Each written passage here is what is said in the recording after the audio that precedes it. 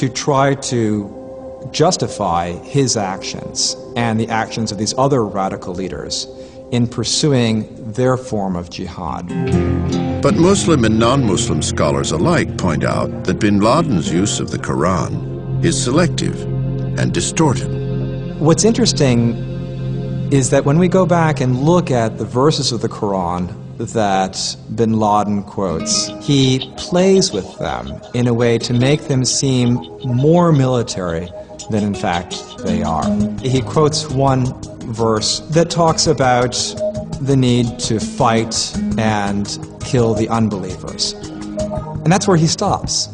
But the verse continues. It also says, but when the enemy ceases to be a threat, when it ceases to fight, then remember that God is merciful, remember that, warfare is not the primary way that you should go. Scholars argue that this type of distortion is common among radical Muslims who insist there was once a time when followers of the Quran accepted a single interpretation of its words and lived by that interpretation.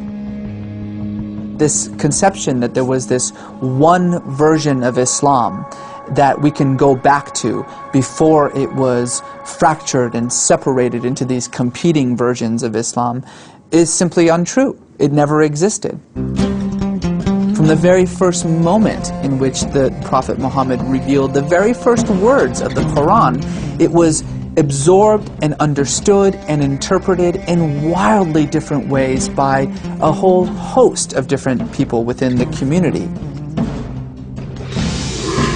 Whether the Quran should be used to condone acts of terror goes to the heart of the crisis within Islam today.